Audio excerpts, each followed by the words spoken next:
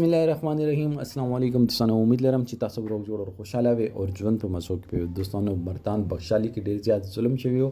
ډیر زیات زیاتې شوی یو شاه ظلمي چې مور پلار یک یو زیو چا ظالمانو ډیر زیاتې بې دردي سره وجلې او دغه قاتلان گرفتار شوی دي دغه قاتلان څوک دي او دای په سب واجب باندې څه ګناه باندې قتل کړیو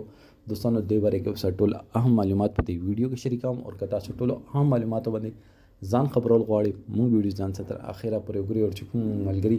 مونږ په چینل باندې نوی دي هغه دې مونږ چینل مخه ځان سره سبسکرایب کړئ ټلې نشان دی وي تاکي مونږ راتلونکي معلوماتي ویډیو تاسو ته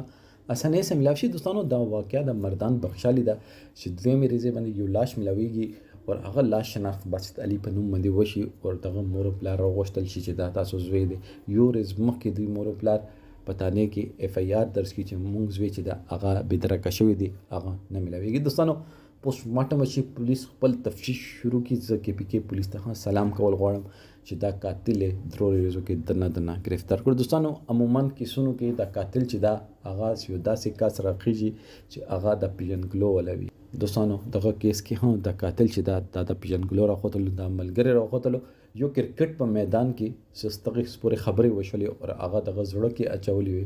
او کرکټ په میدان کې دوی یو بل ته لاس اچولې دوستانو مونږ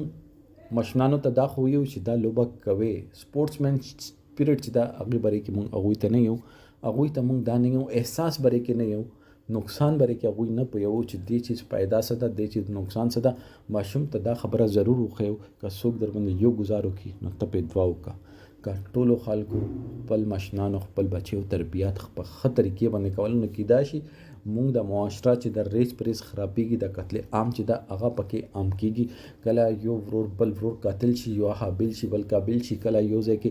ملګری قتل شي او قاتل ملګری راوخی دوستانو اخر کله پرې مونږ دا قتل نه کو ولې مونږ خپل بچو ته د ټوله غلطي د مشرانو ده دا دوی غلطي نه ده چې داسې وړ کې عمر کې دوی دومره غاټ غلط کار کوي چې قتل غونډه ناسور ته دوی لاسه چې خلک وای چې قرآن کې رسي چې یو انسان کده زندگی باج کړو دا وایي چې تا ټول د انسانيت زندگی باج کړه نو که تاسو خپل بچیو ته سبق وشي چې دشمن څوک ده اول ته نشاندهي وکي چې دشمن څوک موږ خپل کې صداقت نه کوو نو موږ دشمن خو به موږ باندې راشي هغه خو به موږ سچ کومه کوي کې ابا هغه به وکي موږ د معاشره څنګه خکول چې موږ د معاشري باندې توجه ورکولو ضرورت ده دلته نن عبدالباسط قتل شو قاتل ملګری راخوتلو ولې غوسه بغض کینه زړه کې خبره ساتل او موږ د